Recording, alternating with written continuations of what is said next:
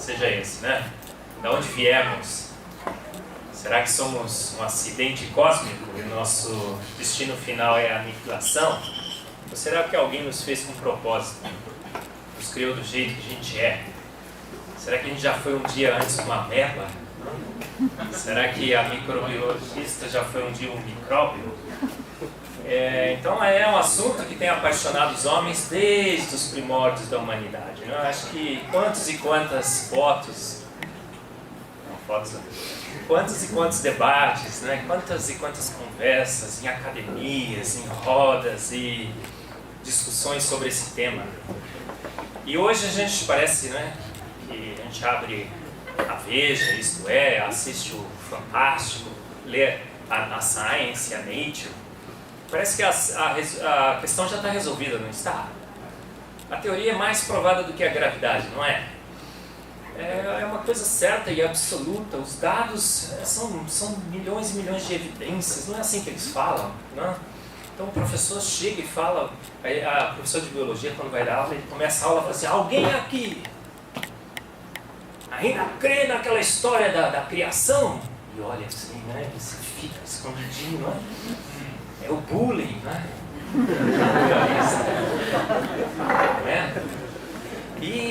Mas gente, será que isso... Quem tem razão, gente? E aí você vai na igreja, o pastor Martim fala: Deus que criou. Aí ele fala em 6 dias, que sacrilégio, 6 dias, pastor? Né? E criou do jeito que a gente é, não é? Criou homem com olho, com nariz, com perna, né? E quem tem razão, aí você fala isso, o pessoal fala: nossa, que ridículo, você crê nisso ainda? Então é isso que a gente vai discutir, a evolução ou criação, quem tem razão, quem tem os argumentos, quem tem as evidências. Será que as evidências estão com eles? Será que realmente as provas estão com eles? A gente não tem as evidências, a gente não tem prova nenhuma. Será que você crê no Henri Cristo? Você crê em doente? É fé. Né? Quando você vai ver o pessoal falando sobre fé, fala: fé é coisa de... Fé é crer no irracional, nas coisas impossíveis. É assim que os naturalistas acham que a fé é definida, não é assim? Fé é coisa em absurdo. Não? Será, gente? Evolução ou criação? Quem tem razão? Quando a gente olha a vida e o universo, vê o Nicolas, aquela coisa linda, maravilhosa que está ali no colo da Elizabeth, né? Mais linda e maravilhosa é quem carrega o Nicolas.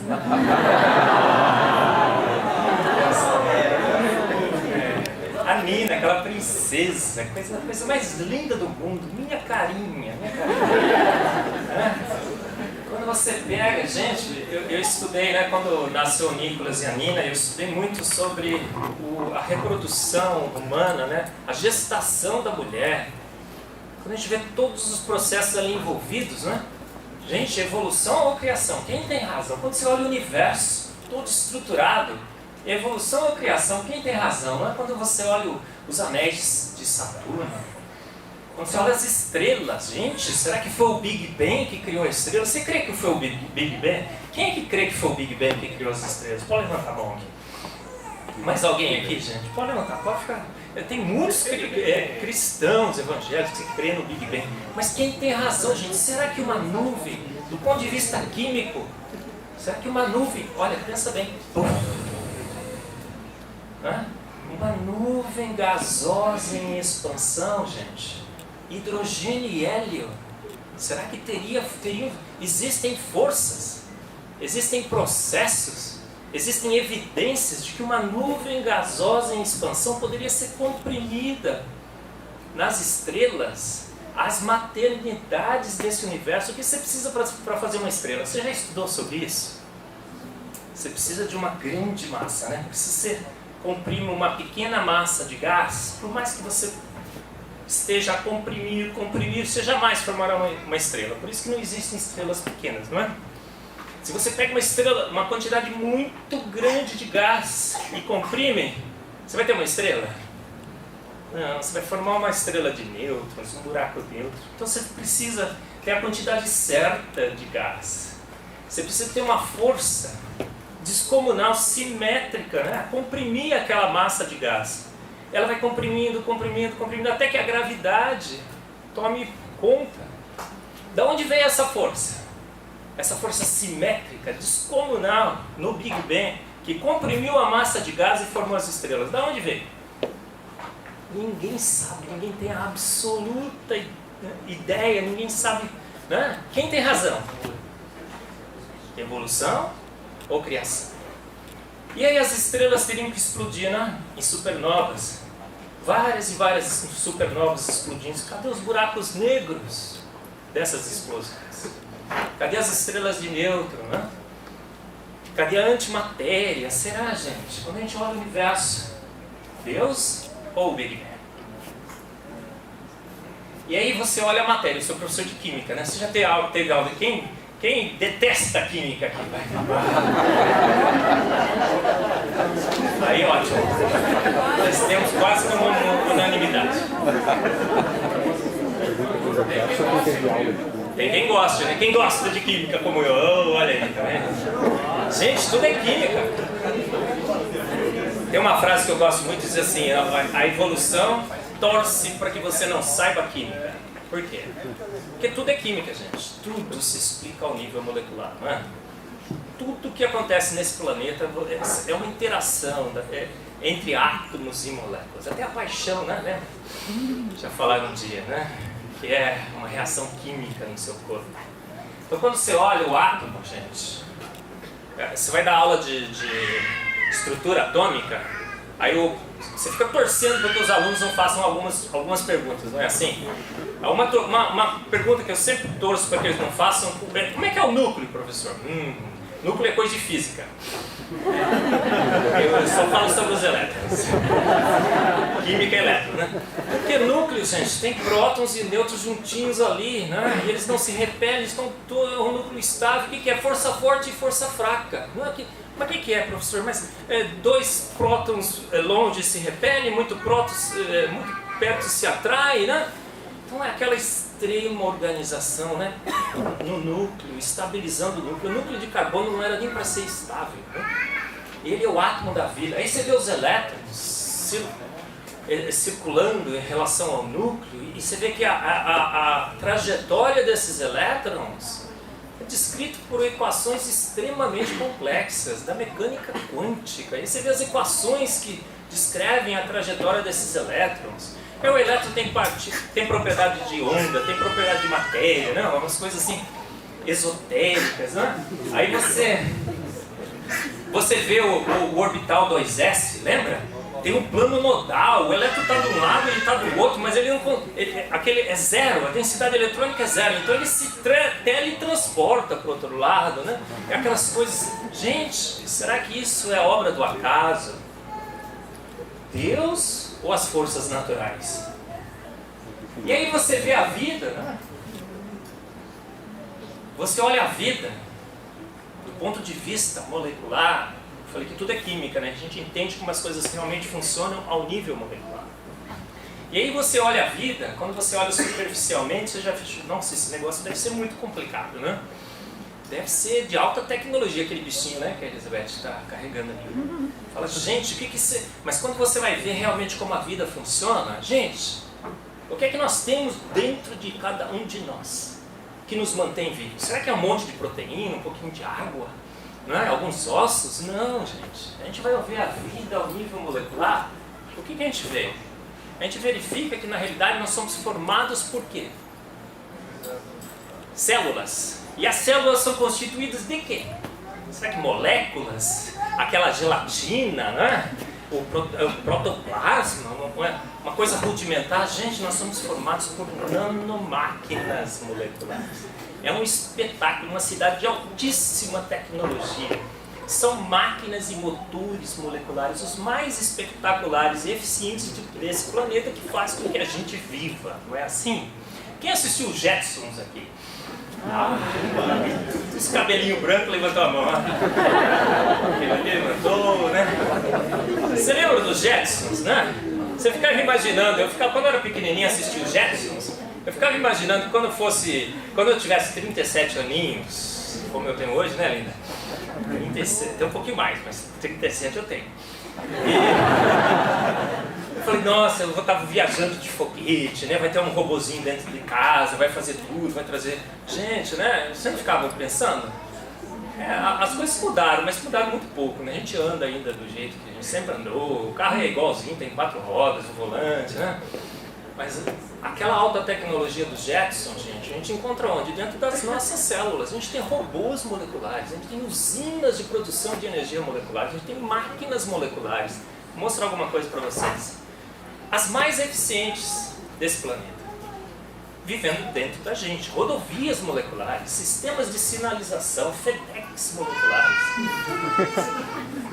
FedEx moleculares tem endereçamento, né? Etiquetagem, né? Eu falo, isso aqui vai para lá, para cá. É um sistema, né, que desafia o entendimento humano. A gente não tem capacidade de entender a altíssima tecnologia que está dentro das nossas células. Evolução ou criação? Um Deus sobrenatural, todo-poderoso, arquitetou e embolou tudo isso, ou a evolução que fez? Essas são as duas opções, não são? Outro dia alguém falou assim, nossa Marcos, por que vocês só ficam dentro dessas duas? Por que vocês não discutem outras? Tem gente, tem outra. Tem gente que faz misturas dessas, né? Ah, foram os dois, não tem? Tem gente que fala assim, ó, não foi nenhum. São os agnósticos, eu chamo, são os NDAs. Mas eles são todas dentro dessas duas aí, né? Ó, ou você acha que foi uma, ou você acha que foi outra, ou você acha que foi as duas, ou você acha que foi nenhuma. Mas está tudo dentro dessas duas, não é assim? São Deus ou evolução. Quem tem razão, gente? Olha isso aqui. Quando a gente olha, né, as máquinas moleculares, essas aqui são as kinesinas. Você vai dar uma olhadinha no YouTube, eu não tenho tempo de mostrar os filmes aqui, porque são muitos filmes, muitos, de todas as máquinas moleculares que habitam dentro de cada um de nós. Essa aqui eu acho mais espetacular, se eu clicasse assim, ela estaria andando. São as kinesinas, né? O que elas fazem? Elas são verdadeiros robôs moleculares. E elas transportam nutrientes através das rodovias celulares. Então agora, você está sentadão aí, né? Você parece que, agora estou descansando. Tem milhões e milhões desses robozinhos trabalhando dentro de você. Né? Há um trabalho intenso sendo desenvolvido aí, na digestão e tudo mais, né? São robôs. E olha, isso aqui, gente, tem perninha, tá vendo aquela perninha ali, ó? Tem bracinho, ela pega uma sacola molecular e ela vai andando assim, ó. Eu vou pra casa agora, eu vou. Tá cantando aí dentro, não é? São robôs moleculares. Eles sabem de onde pegar a carga e para onde levar, né? Gente, o conhecimento que nós temos hoje. Qual é a melhor inferência? Porque a gente não tem certeza de nada, né? Mas qual é a melhor inferência, gente? Processos naturais não guiados ou um ser todo-poderoso? Um ser inteligente que bolou tudo isso? O nascimento do Nicholas, né? O nascimento da Nina. Gente, você já viu como é que isso funciona? Você já viu o espermatozoide chegando no óvulo? Você acha que o óvulo tem uma tarefa fácil de encontrar o espermatozoide? Naquela noite, né, maravilhosa em que o Nicholas foi gerado, né, Lina? Você acha que foi uma tarefa fácil? O espermatozoide, gente, chegar... Você sabe que o óvulo, na realidade, você tem na trompa de Falópio tem a cília, não tem? É que empurra o óvulo. Não sei se você já estudou isso. Gente, é um pelinho que faz assim. Ó, eu vou fazer um exercício, eu gosto desse exercício, fazia tempo que eu não fazia. Gente, vocês topam, vão simular o nascimento do Nicholas, ó.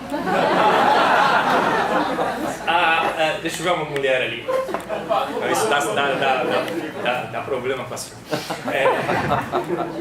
Ó, tem um óvulo ali, tá? E tem um espermatozoide ali. Eu sempre fico atribuindo, mas sempre dá pau esse negócio. Tem um espermatozoide ali, tem um óvulo. Gente, vocês têm que levar... o óvulo tem que encontrar o espermatozoide. A gente tem que levar o óvulo pra lá, certo? Ele nada em contracorrente. E esses pelinhos têm que se movimentar. Então eu queria que você levantasse o braço assim, ó. Levanta o braço. Aí começa a movimentar, ó. O pelinho nasceu na trompa de Falópio. Nasceu com um motorzinho que balança, certo? Olha, o óvulo está tentando ir para lá, gente. Você acha que o óvulo está chegando lá no espermatozoide? Não tá. Então, gente, vamos tentar sincronizar esse movimento. A gente vai fazer assim, ó. Gente, o óvulo está ficando... Ele está indo para frente e para trás. E ele só está ficando tonto. O que é que a gente tem que fazer para levar o óvulo para lá? Uma ola, gente. É uma ola. Vai lá, ó.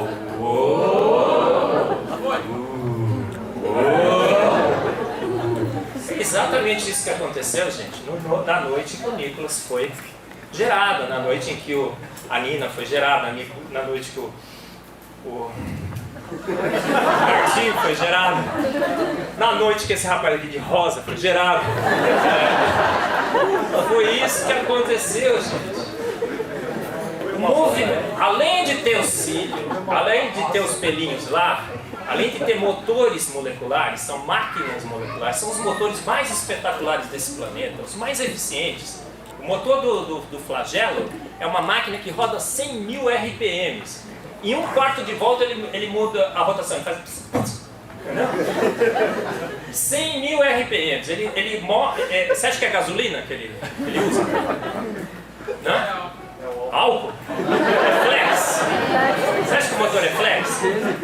É bateria de prótons. Prótons, uma coisa assim, do ponto de vista químico, eu sou químico, né? Muitos aqui gostam de química, outros odeiam. Mas do ponto de vista químico, você olha e fala, gente, é próton passando, mexendo na conformação da proteína, e a proteína movimenta esse motor a 100.000 RPM. Ele tem marcha, primeira e segunda. Entendeu?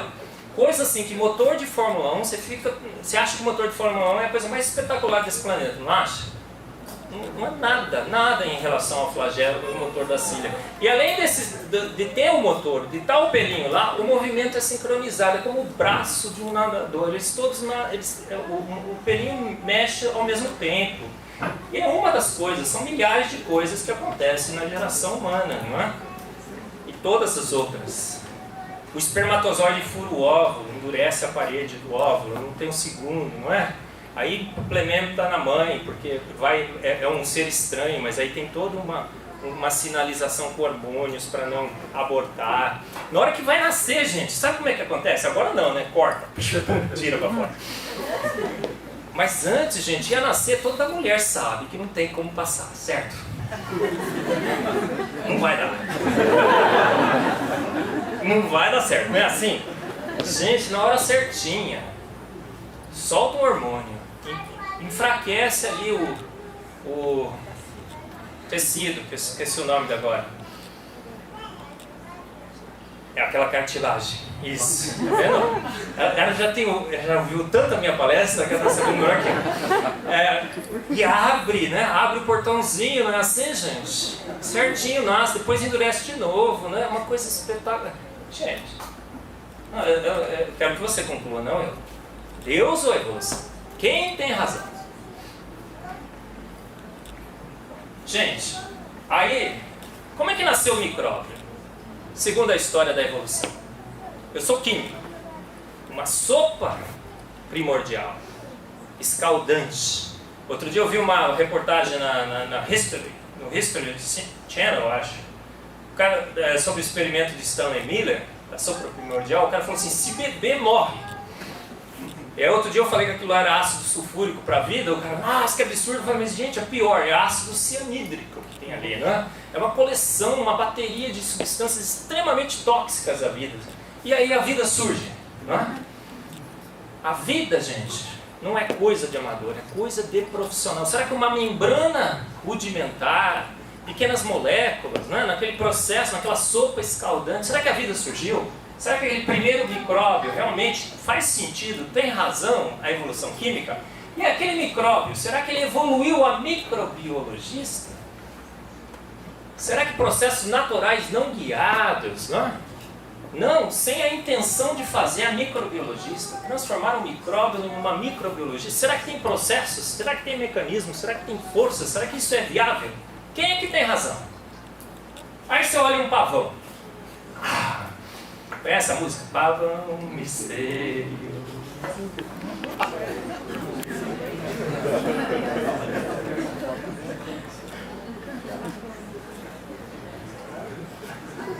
Resultado de forças puramente naturais não guiadas ou design, previsão e propósitos genuínos? Quem é que tem razão? Quando você olha um pavão e conclui, foi a evolução que criou? Ou foi um ser inteligente, uma mente inteligente que orquestrou, planejou e projetou o pavão. Quem é que tem razão? A gente vai falar mais sobre o pavão mais pra frente. E a opinião dos pais da ciência? A gente está falando aqui, né? Estou colocando uma pergunta. Provavelmente você já sabe a minha resposta, né? Mas e a sua? Mas vamos perguntar para os pais da ciência? Gente, o que Kepler achava sobre isso? O que Boyle, o pai da química? O que Pascal, Newton, Faraday, Dalton, Pasteur, Maxwell, Mendel, Einstein, Thomson? Sabe Thomson? Eu sou espectrometrista de massas. Thomson foi o cara que descobriu os elétrons com um espectrômetro de massas, não foi? Tubos de raios catódicos. Aquele pudim de ameixa que ele foi para casa. E você sabe, né? Quem devia ganhar o prêmio Nobel não era o Thomson, mas era a mulher dele, né? Porque veja só, o cara ficou trabalhando até 6 horas da manhã no laboratório. Chegou em casa, a mulher falou, o que a mulher de cientista faz? Ah, vai dormir na sala. Não é? Ela não, ela falou, meu querido, vem cá, tem um pudinzinho de passas aqui pra você, serviu um chá quentinho pra ele, não foi assim? Aí ele contou, olha, tive uma grande descoberta e tal, e já criou o modelo pudim de passas, lembra? Olha o que o Thomson escreveu, gente, ele publicou na Nature, Nature, 1909. A verdade que é enfatizada em cada avanço da ciência é que grandes são as obras do Senhor. Olha só, o cara escreveu na Nature. Planck, Schrödinger, o pai da mecânica quântica, gente, todo esse pessoal que eu citei aí, ao observar o universo e a vida, ao analisar o universo e a vida, com as ferramentas da ciência, com a razão, com o racional, o que eles concluíram? Uma mente inteligente. Fez tudo isso. Então a opinião dos pais da ciência era que uma mente inteligente havia criado o universo e a vida, não o Big Bang, não a evolução, não as mutações, não a seleção natural. A seleção natural diversifica a vida, mas não a modifica. Mas, aí a opinião, o que aconteceu? Em 1859, um homem escreveu um livro, uma racionalização foi feita por um processo natural não guiado, Stanley Miller fez os seus experimentos, uma nova teoria foi elaborada, o iluminismo estava por lá, né? A gente achava que realmente ciência era razão, religião era ignorância, e o que aconteceu? A opinião dos eruditos desse século mudou, não é? O que é que os eruditos desse século estão a falar? Boyle falou uma coisa, Thomson falou uma coisa, Planck, Schrödinger, todos eles. Mas agora os eruditos desse século estão falando uma coisa diferente. O que é que Dawkins tem dito? Olha, está em inglês aqui, é a frase original. É absolutamente seguro dizer que se você encontra alguém que diz que não acredita na evolução, essa pessoa ou é ignorante, então aqui, ou é estúpida aqui, ou é insana. Ele falou outra coisa, mas eu não coloquei aqui. Gente, essa é a opinião dos eruditos desse século. Sérgio Pena, um grande geneticista brasileiro, ele escreveu esse artigo na Ciência Hoje, foi distribuído para mais de 20 mil professores. A gente tentou refutar o artigo dele, o editor disse assim, a refutação não faz parte da política editorial da Ciência Hoje. Interessante, né? Falar mal pode, defender um ponto de vista não. Então é uma ciência que é meio estranha, né, que a gente faz hoje, mas tudo bem. Olha o que ele escreveu. A resistência de alguns grupos religiosos, 20 mil acadêmicos brasileiros receberam essa correspondência. A resistência à evolução é um problema que me deixa simultaneamente perplexo e entristecido. Como racionalista de carteirinha, então quem tem razão, quem é racionalista de carteirinha e cientista militante, tem dificuldade em entender essa situação. Como pode? Essa que a ciência está falando hoje. Como pode, gente, universitários, racionalistas, estarem aqui num sábado à noite escutando essa palestra? Vocês deviam estar na balada, gente. É isso que ele está falando, não é? Como pode um indivíduo pensante desprezar evidências empíricas gritantes e inconcretas? Gente, será? Evidências gritantes, empíricas e concretas para a evolução, a gente está desprezando isso, e adotar em seu lugar um pensamento anticientífico, que é o que nós temos, com base apenas em revelações e escrituras milenares, que você trouxe aí, talvez. Trouxe aí, né? Aí, tá com ela, hein, rapaz? Cuidado. Revelações de origem obscura, ninguém sabe de onde veio, né, pastor? Que alegam ser de autoria divina. Como pode? É esse que os eruditos desse século, os grandes cientistas, acadêmicos estão a dizer. Né? Próximo. Cremos no irracional, gente. Em obscurantismo medieval. Olha o que a gente crê. A gente crê no Henry Christ. Conhece o cara? A gente crê em duendes. Não é isso que estão a dizer. E ó, o que diz Paulo? Ó, em termos de autoridade como escritor, Paulo é o que tem a maior autoridade. Qual será que é o índice H do Paulo? E citações de Paulo? Hein? O cara escreveu umas cartas lá, né? Quantas vezes Paulo já foi citado nesse planeta, gente? Tem alguém mais citado que Paulo? Não tem.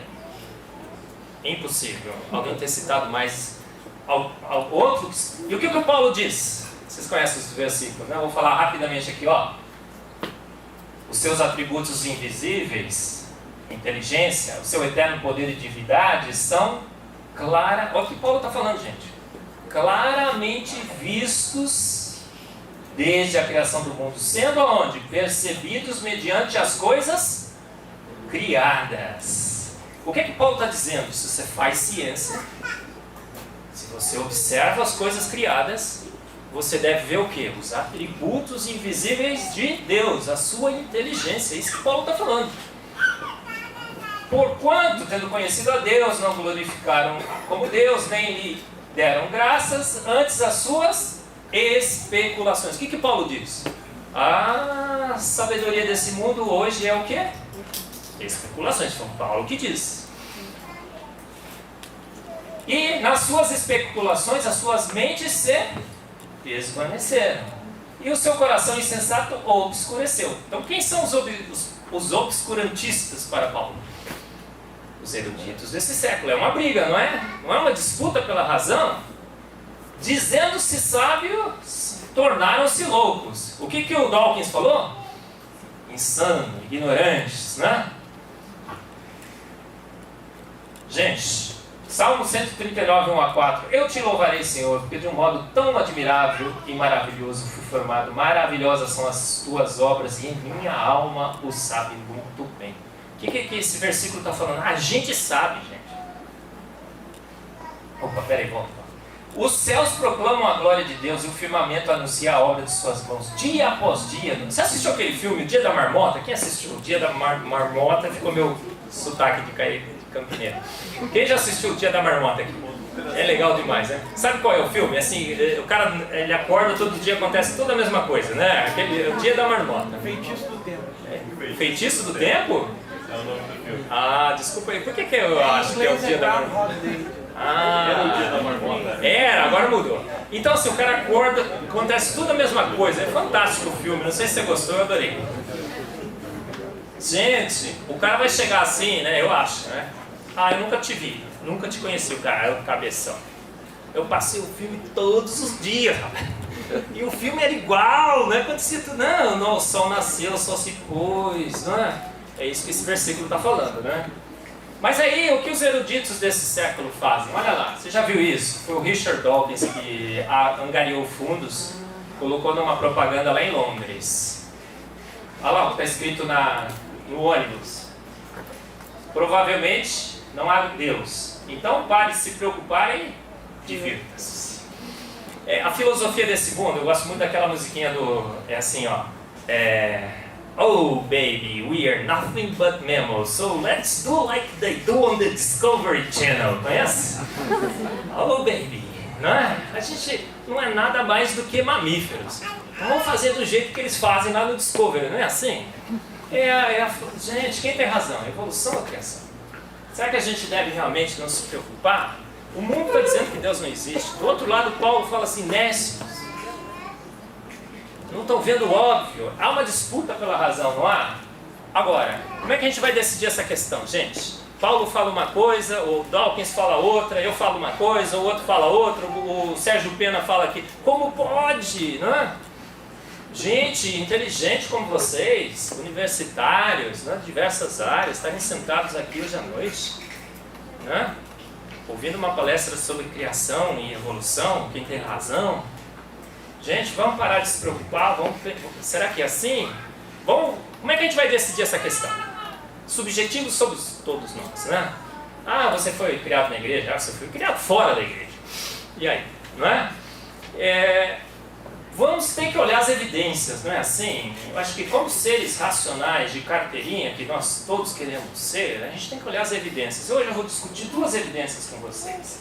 O registro fóssil, a gente poderia ficar falando aqui, o pastor falou que posso ficar até as 3 da manhã. Eu poderia ficar até as 6 da manhã, né? A Elizabeth me matava, né? Eu não ia servir aquele pudim de passas para mim nunca. Mas vou discutir 2, o registro fóssil e os códigos da vida. Gente, a gente não esteve lá, esteve para saber se foi evolução ou se foi um ser todo-poderoso que iniciou a vida nesse planeta, que se formou do jeito que a gente é ou não, né? Se a gente passou por transições aí, por parentes mais remotos ou não. Mas o que apesar de a gente não ter tido essa oportunidade de estar lá para ver, eu sempre digo isso, né?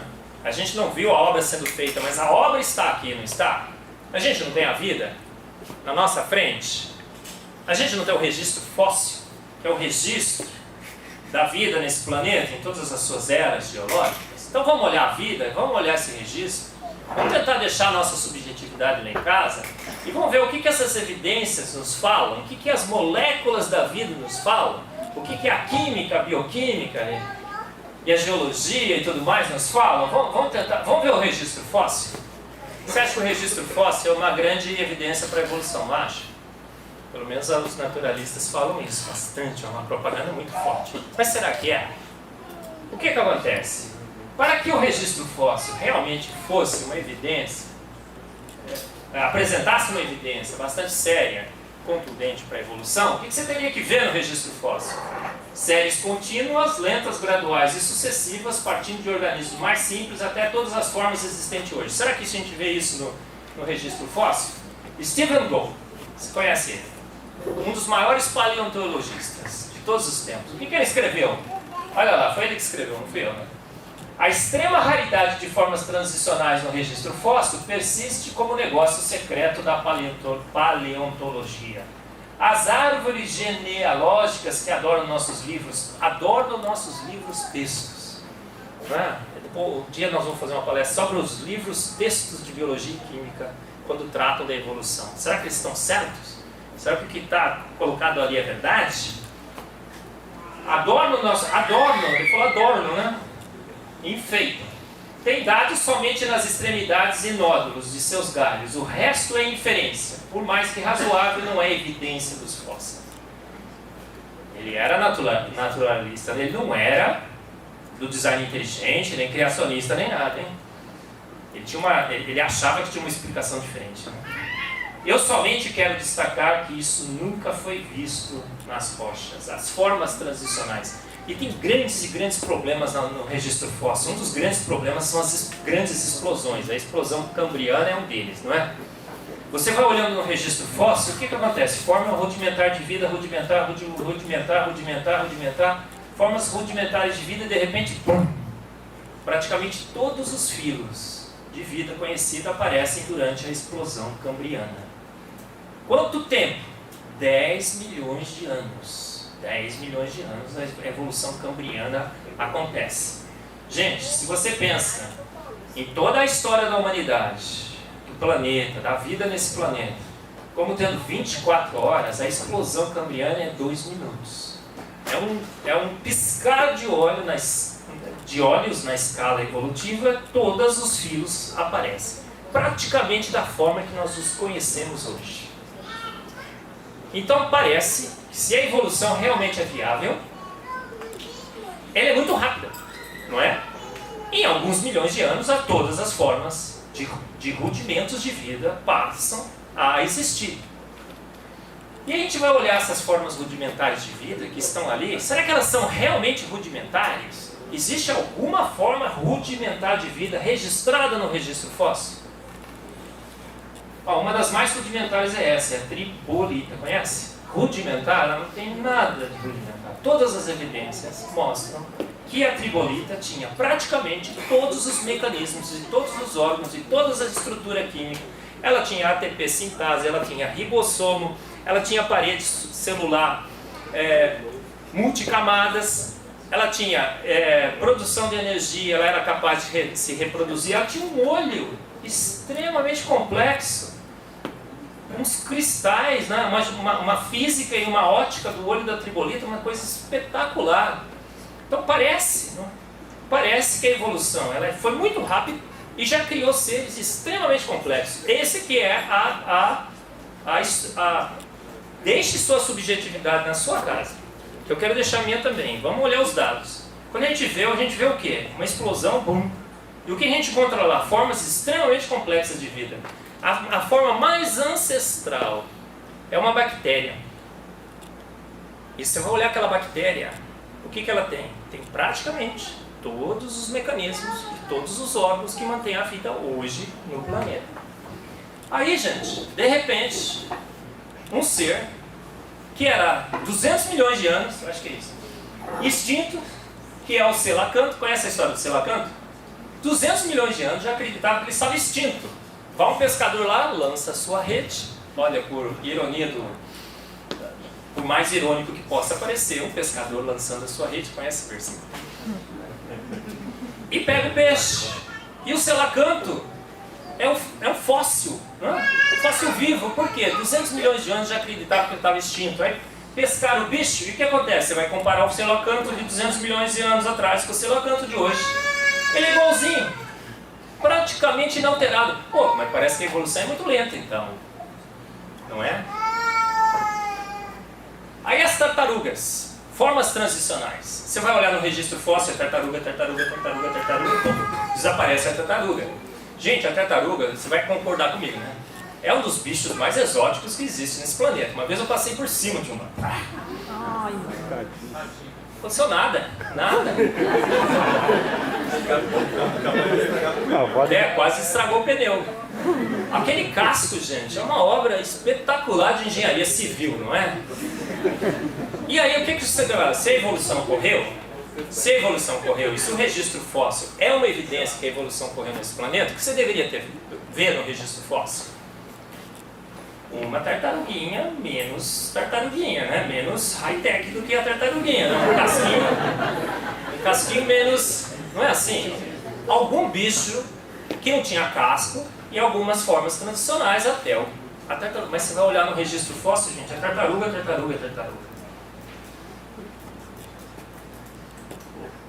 Você lembra dos elos perdidos?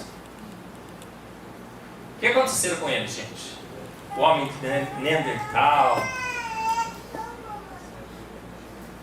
a Lucy. O que aconteceu com a Lucy?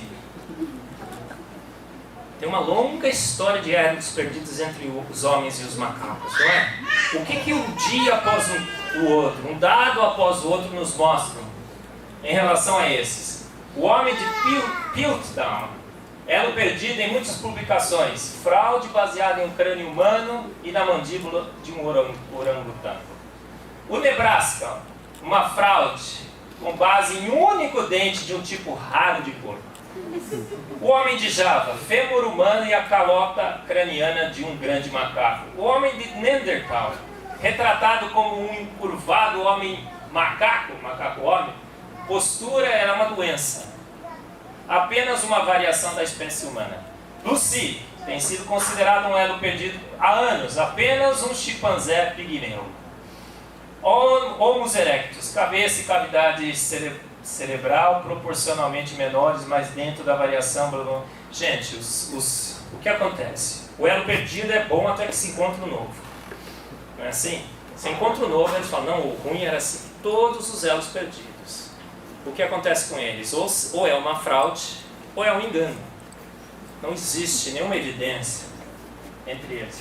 Darwin sabia da sinuca de bico, não é? Que os fósseis colocavam a evolução. Escreveu o que em seu livro?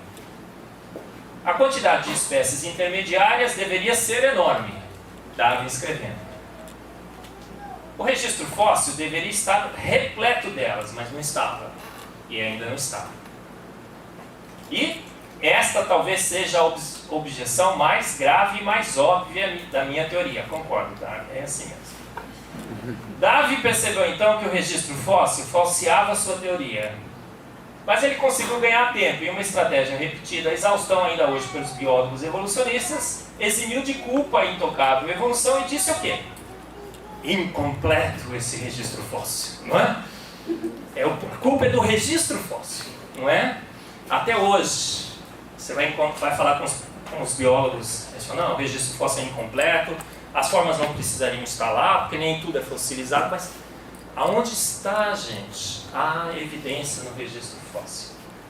Formas transicionais. Gente, isso aqui, um dino virando canário. Eu costumo dizer que se eu fosse professor de biologia, não sei se você está fazendo biologia, mas, gente, na hora que você for ter que dar essa aula, eu não daria. Eu falaria que estava doente, pegar um desses remédios que faltava.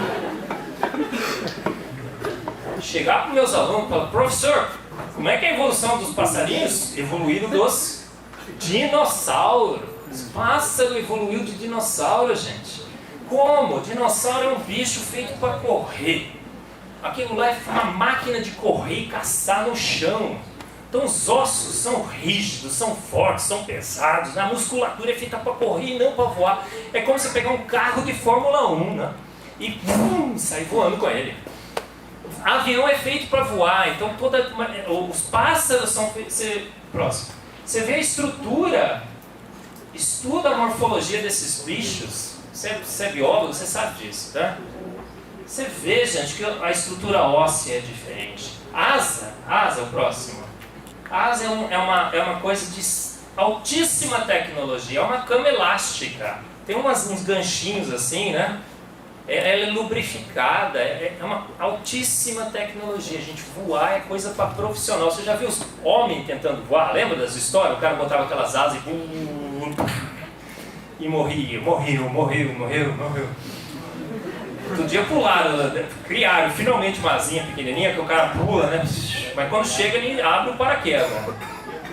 Voar é coisa de profissional. Outro dia eu fui assistir um filme canina, tava assim, uns bichinhos lá, de repente o bichinho começa assim, querer voar e ele sai voando. É propaganda naturalista. Como pode, gente, um ser racional imaginar que um dino... Volta aqui. Olha lá, volta, mas um dino, né? Um dino. Um bicho feito para correr, de repente desenvolve asas e sai voando. Mas aí, gente, como pode um ser racional? Quem tem razão? Evolução e criação. Uma mente inteligente projetou tudo isso, uma solução fácil, eu diria. A navalha de Ockham diz que se você tem duas opções, qual é a melhor? A mais simples. Mas aí você teria que ter 3 milagres. Por quê? Porque você tem que encontrar o ancestral do passarinho, o ancestral da borboleta e o ancestral do morcego. Porque os 3 usam estratégias de voos diferentes, completamente distintas. Então não basta dizer que o pássaro evoluiu do dinossauro. Você tem que encontrar o ancestral da borboleta. Existe? Não existe. Em todo o registro fóssil você vê borboleta. Pergunte para o seu evolucionista preferido qual é o ancestral da borboleta e veja a resposta que ele tenha. Não existe ancestral da borboleta. No registro fóssil não existe. O pássaro, rapidinho.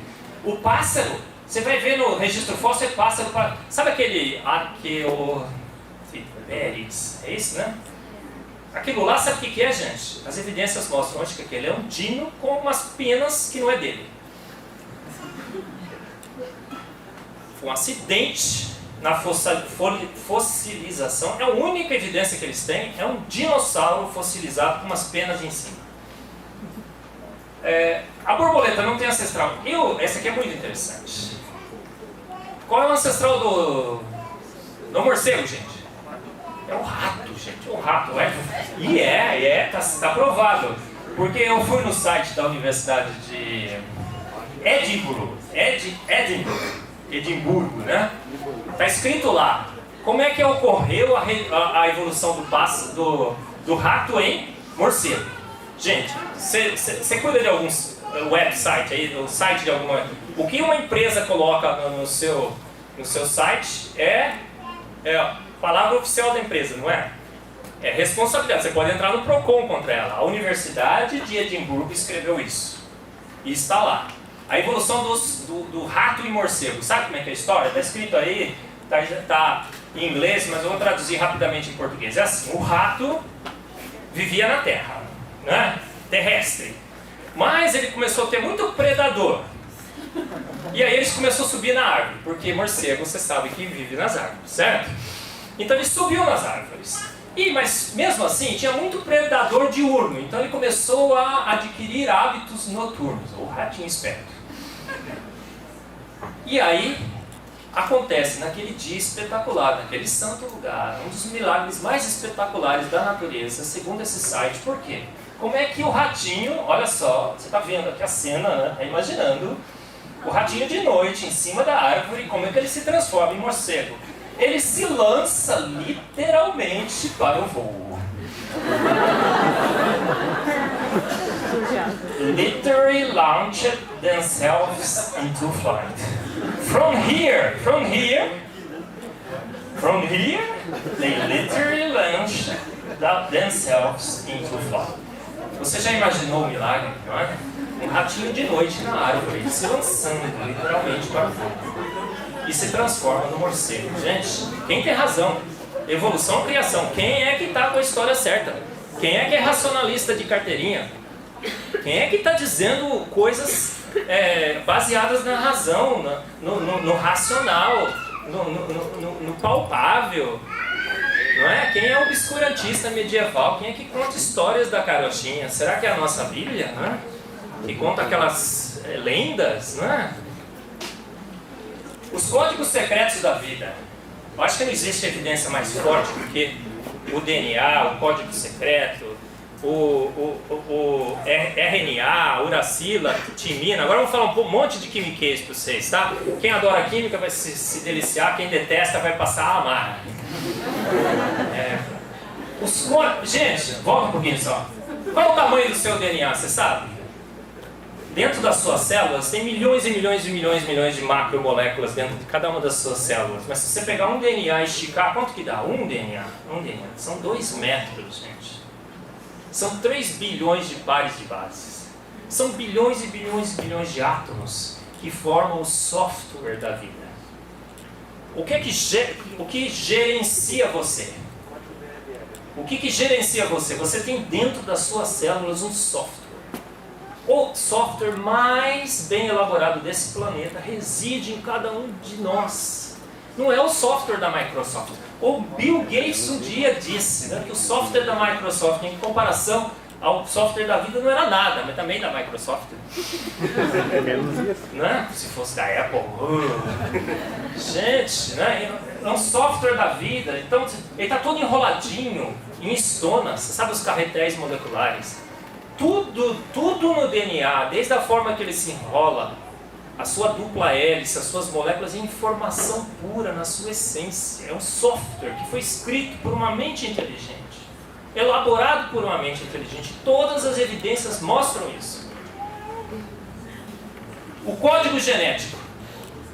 Gente, a ciência da informação já provou isso. Não é o obscurantista medieval, ignorante do Marcos que está falando isso aqui. A ciência da informação já provou isso. Código precisa, não tem outra fonte senão uma mente inteligente. Por quê? Código você tem que estabelecer a lógica. Tem que estabelecer a lógica de codificação, de transmissão e de interpretação a priori. Somente mentes inteligentes conseguem lidar com mensagem codificada. E a vida é o quê? Basicamente um software gerenciado por mensagem codificada. Você conhece o código da vida, né? Aguinaldo, Timóteo e Gal Costa. Lembra? AGTC. Combinados 3 codificando a vida. Imagina que você está sobrevoando uma ilha deserta. E de repente você vê as pedras assim numa areia. Essa é uma boa analogia, eu gosto dela. Aí você vê assim, uma mensagem SOS escrita por pedras. O que você faz? Bate uma foto e publica na Nature. Você, como piloto do avião, imediatamente você manda um sinal de socorro. Gente, tem alguém perdido naquela ilha ali. É óbvio que tem. SOS é uma mensagem codificada. Socorro. A mensagem da vida é assim, ela está toda codificada. 3-3, né? Ela é semântica aperiódica. Por que ela é periódica? Não existe nenhuma lei dizendo que CGU, AGT codifica aquele aminoácido específico. Não existe. Porque se existisse, a lógica do software estaria corrompida. Ela precisa ser semântica e aperiódica. A linguagem precisa ser semântica e aperiódica, senão ela é limitada. Se você põe uma lei que esteja a reger aí a informação se perde. Ela precisa ser semântica e aperiódica. E é assim que é a informação da vida. A dupla hélice do DNA. Por que é dupla hélice? Você sabe?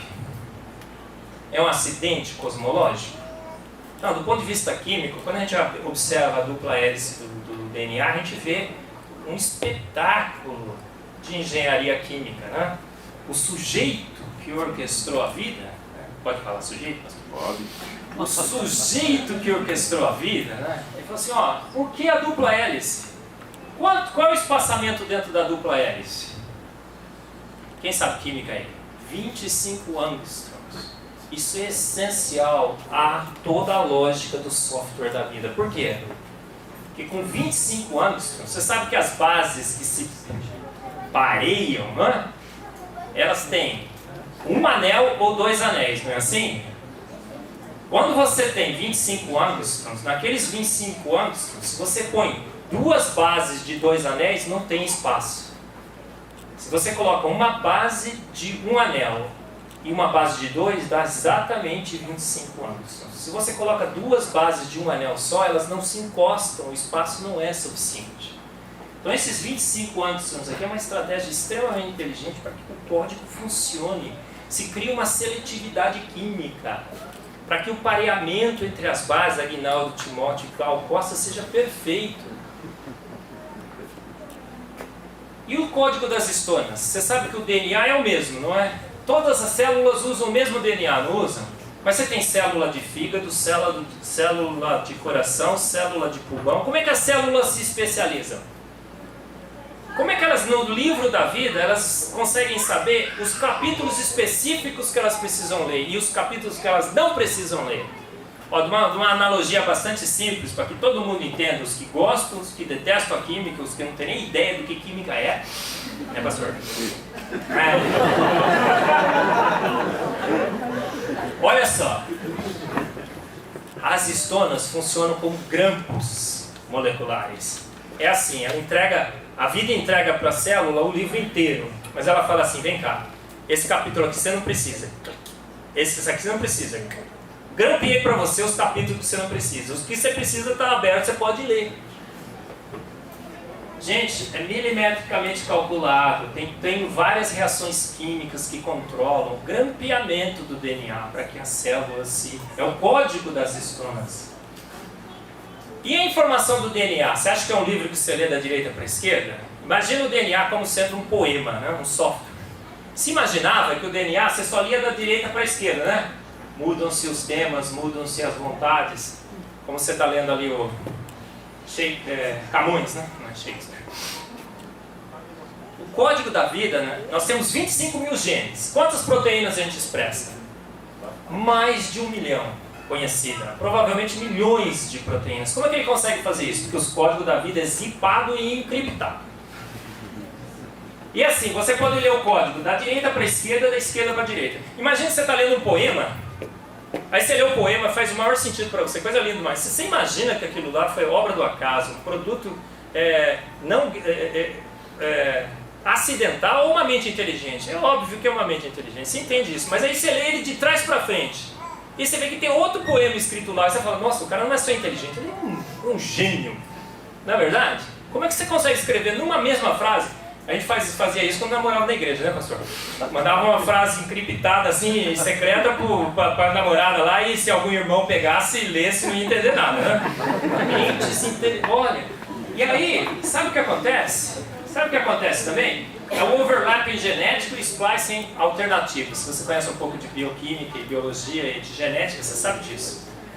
Se você pular uma letrinha para frente, gente, e ler a sua frase com uma letrinha, parece a língua do P. Conhece a língua do P? Pegou, PC, PE, pestar.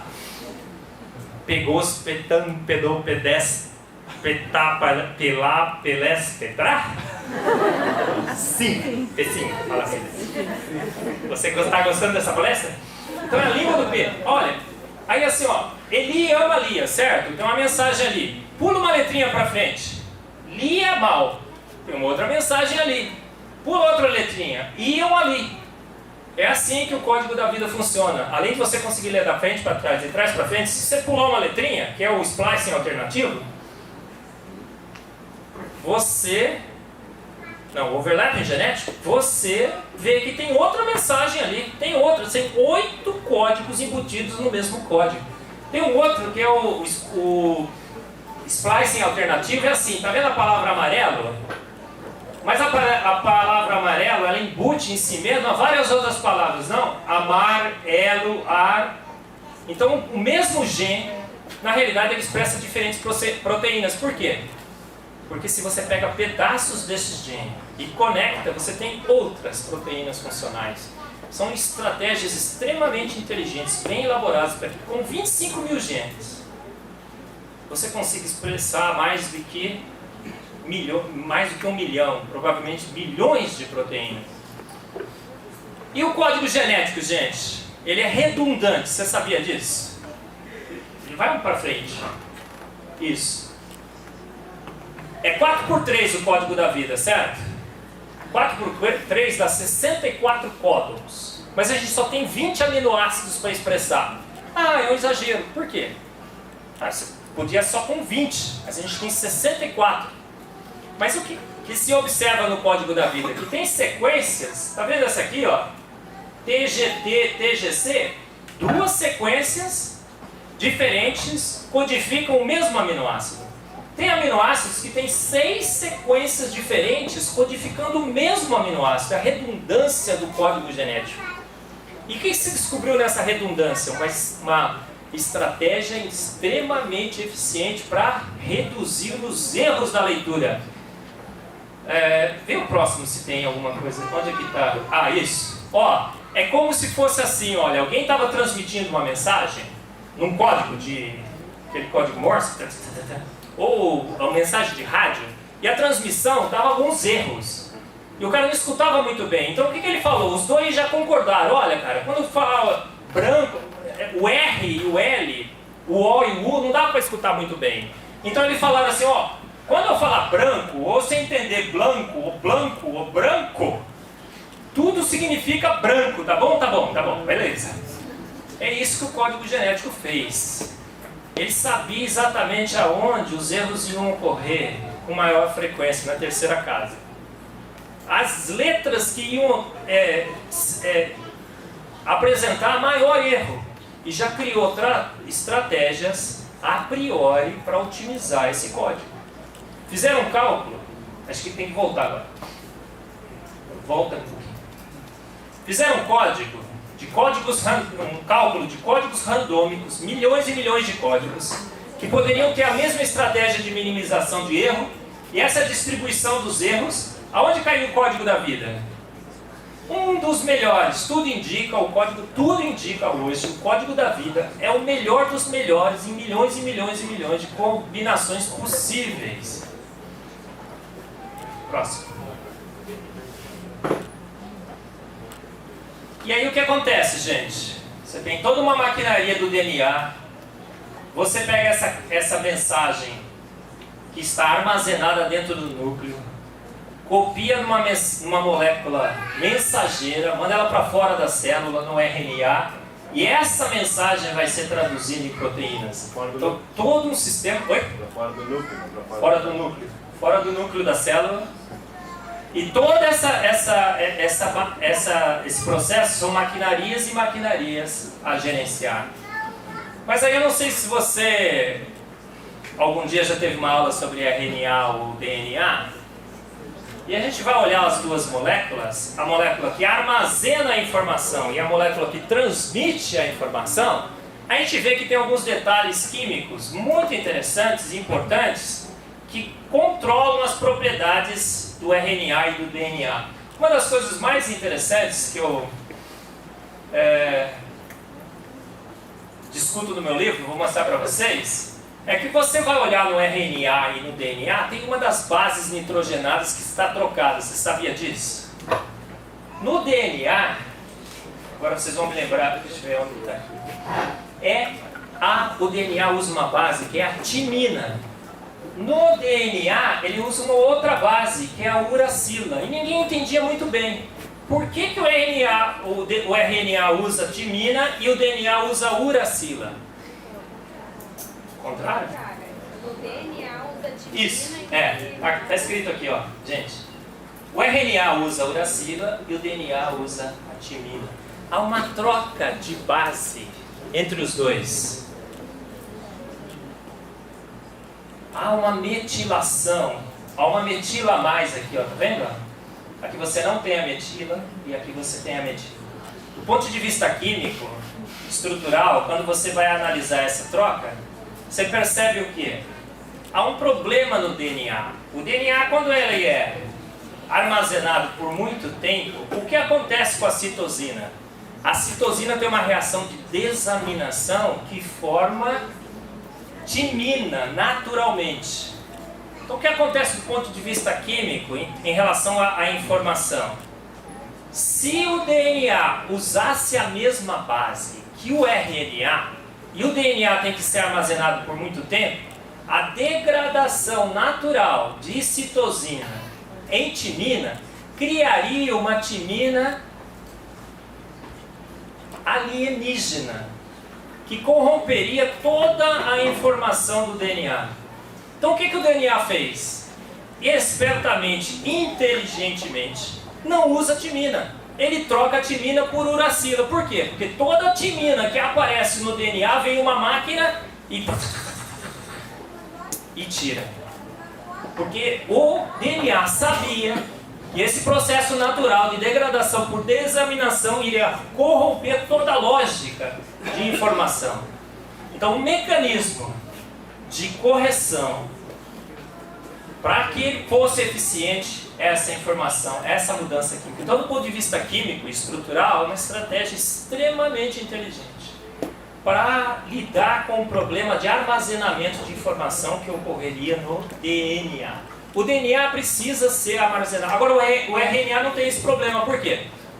O RNA ele é formado e consumido rapidamente. Ele precisa ser degradado. A próxima. Aí você vai olhar na estrutura do RNA e na estrutura do DNA, os universitários aqui estão estudando sobre isso, você vê uma outra diferença. Qual é a outra diferença? No açúcar. O que acontece no DNA? É a desoxirribose. E no... Agora eu estou trocando tudo já, gente. Me ajuda.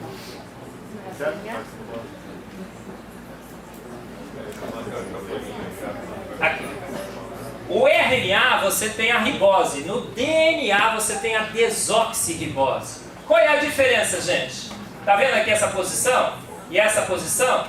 A diferença é uma hidroxilazinha a mais ou a menos. Ninguém entendia muito bem, existem explicações naturalistas de como que a evolução ocorreu do RNA para o DNA e por que essa troca de açúcar ocorreu. Mas quando você analisa essa troca do ponto de vista molecular, do ponto de vista químico, você percebe que na realidade a introdução dessa hidroxila aqui, do ponto de vista químico, é uma estratégia extremamente inteligente para fazer o quê? Diminuir a estabilidade do RNA. O DNA precisa ser estável, mas o RNA precisa transmitir informação. A informação aí usada ele precisa ser degradada rapidamente, senão a proteína que aquele RNA expressou estaria sendo expressa por muito tempo. O organismo explodiria com aquela proteína, não é assim? Por que aquela hidroxila está aqui? Você sabe química? Você sabe reação? Você sabe que as reações intramoleculares são muito mais rápidas, não são? E se você colocar um OH, acho que é o próximo slide. Se você colocar um OH aqui, o que vai acontecer? Pode vir uma hidroxila, tira o próton, você tem um O-, e numa reação intramolecular, num anel de transição de 6 membros, todos os químicos sabem que isso é favorecido, a ligação do grupo fosfato ela é rompida. Então, o posicionamento da hidroxila no RNA é uma estratégia química extremamente inteligente para fazer com que a estabilidade dessa molécula diminua. Teoria arruinada? Estamos terminando, gente. Darwin uma vez escreveu isso. Se pudesse demonstrar a existência de algum órgão complexo que não pudesse de maneira alguma ser formado através de modificações ligeiras, sucessivas e numerosas, minha teoria estaria totalmente arruinada. Ele escreveu isso. Então vamos lá, Darwin. O DNA, Darwin. As ATP sintases, Darwin. As quinesinas, Darwin. A reprodução humana, Darwin. Os flagelos bacterianos, Darwin. O pavão, Darwin. Pavão? Peraí. Próximo. Uma vez o Darwin escreveu isso também, gente. Não sei se vocês sabem. Eu me lembro bem do tempo em que só pensar na estrutura de um olho me dava calafrios. O olho humano, né? Teve uma discussão e tudo mais. Tal. Ele tinha calafrios. Mas eu superei isso. Houve uma explicação naturalista. Uma célula fotossensível. O que precisa para construir uma célula fotossensível, gente? Inúmeras maquinarias e estratégias químicas. Uma isomerização cis e trans extremamente inteligente. Mas, agora, eles tinham superado isso. A contemplação das penas de um pavão me faz sentir doente. Em inglês é makes me sick. Está errado ali. Makes me sick em inglês, você sabe inglês um pouquinho? Você sabe que não é me faz pegar um resfriado, né? Perturba minha alma, me deixa angustiado. Por que Darwin ficava angustiado por causa das penas do pavão? Saiu um trabalho recente sobre as penas do pavão e diz o quê? Aquelas regiões ali, gente, que tem azul, tem amarelo, tem vermelho e tal, tem vermelho, laranja, são descritas por equações matemáticas extremamente complexas. Evolution hopes you don't know chemistry and mathematics. Né? A evolução espera que você não saiba química e nem matemática. São equações matemáticas extremamente complexas que definem aquelas regiões. Mas isso não é o pior. O pior é que... Você acha que é corante que tem ali dentro, gente? É uma substância química? Não é. Nesse mesmo trabalho que saiu no PNAS, diz, incrível, as penas do pavão não possuem pigmentos. Na realidade, gente, é uma brincadeira com a difração da luz. Em cada uma daquelas regiões descritas por equações matemáticas extremamente complexas, o espaçamento entre as penugens é diferente. E a luz ali, ao incidir, sofre uma difração e cria aquela cor específica. Então, por isso talvez Darwin disse, as penas do pavão, talvez, makes me sick. Próximo. Então, gente, para concluir, a vida, já disseram uma vez, né? Nada mais que matéria e energia, não é? A vida, na realidade, ela tem matéria e energia, mas o principal elemento da vida é a informação. E a informação química, a informação matemática, a informação bioquímica, é imaterial. Ela é abstrata, a gente sabe disso. Não pode prover de matéria, né? É aperiódica, mas é funcional. Então ela não emana de forças naturais. Uma conclusão lógica, racional e científica que é clara, né? A vida é constituída de matéria e energia, mas foi planejada por uma mente consciente e inteligente. Se você gostou do assunto, né? E quer acompanhar um pouco o que eu estou escrevendo sobre isso, se você concordou ou discordou, faz. O divertido é o debate, não é? Eu estou escrevendo esse livro, Fomos Planejados, a maior descoberta científica de todos os tempos. É um livro que só está disponível na web por enquanto. Coloca seu e-mail ali para receber a newsletter. Assim, toda vez que o Nicolas dá uma folguinha, a Elizabeth não me vê, eu sento lá no computador e escrevo um capítulo. Não é linda? E aí você pode acompanhar a discussão comigo também. Então, gente, no final, evolução, criação, quem tem razão. Você sabe a minha posição, é óbvio. Eu já acho que até deixei escapar aqui, mas eu quero que você, como ser racional de carteirinha, decida sobre isso, não é? Quem é que tem as evidências? Quem é que tem realmente... quem é que navega no racional? Quem é que está a ver nas suas garagens dragões que cospem fogo? Conhece essa do Carl Sagan? Um dia eu falava assim, Marcos está vendo o dragão que cospe fogo na sua garagem. Em que garagem os dragões estão cuspindo fogo? Na minha? Antes, santificai a Cristo, Senhor, em vossos corações, estando sempre prontos a dar a razão da vossa esperança e fé. Então, nós temos uma fé, gente, uma fé racional. A gente quer crer em Henri Cristo? Não, a gente quer crer no Cristo. A gente fala que Cristo, eu falo assim, né, que Cristo foi o cara que matou a cobra e mostrou o pau. Por quê? Ele falou assim, eu tenho poder sobre a vida e a morte. Lázaro, saia para fora. Eu controlo as forças naturais. Vamos dar uma passeadinha no mar. Não é assim? Eu tenho o poder de curar um cego de nascença. Vê, né? Barro. Outro dia eu falei com o homem, eu acho que o homem é mais razoável o homem ter nascido do barro do que da sopa primordial. Os caras, nossa, o que é isso? Que absurdo. Quando ele fala que cria do barro, o que o barro tem? 80% de água, tem compostos minerais ali, não tem? E o sopro da vida, carbono, não é? E aí, quem é que tem a razão? Quem é que está a navegar, não é? No irracional. Na sopa primordial com ácido cianídrico, com as maiores pestes da vida, né? A gente sabe que aminoácido não polimeriza, né? As bases nucleicas não formam DNA, RNA, não é? E a gente tem que dar a razão, a gente tem que falar que a nossa fé é fé racional, baseada em argumentos sólidos, em evidências, não é? Não estamos a crer em Cristo, mas estamos crendo num sujeito, né, que matou a cobra e mostrou o pau. A gente está crendo num livrinho que falaram que como pode, né? Como pode crer naquele livro, né? Mas um livro que dá evidências da sua veracidade, não dá, pastor? A obra tem assinatura. Outro dia um cara falou assim, Marcos, mas que essa discussão não acaba nunca. Um fala de ser ignorante, aí o Paulo fala que eles que são, fui eu. Por que Deus não fez o seguinte, cara? Por que não pegou e escreveu lá dentro de cada um de nós assim, ó, made by God? Cara, que ideia sensacional. Deus devia ter feito isso mesmo. Não. Se você pegasse no microscópio e abrindo a célula, de repente apareceu uma assinatura assim, made by God. E para que esse negócio de evolução. Já pensou que negócio legal?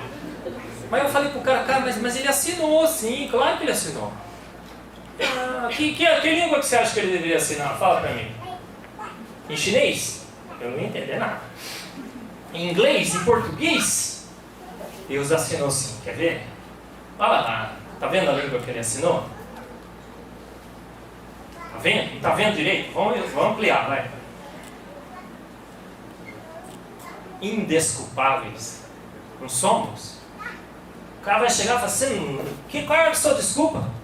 Qual é? Vai, fala aí. Né? A Bíblia diz isso. Você não está vendo? Então vamos lá. Língua universal da inteligência, da beleza, da elegância, da simetria, da genialidade, do charme, da diversidade, da perfeição. Ele assinou com uma língua que todos nós entendemos. Não é verdade? Obrigado, Pai, pela terra e pela vida, pelo Nicolas, pela Nina, pela Elizabeth. Obrigado pela atenção de todos vocês.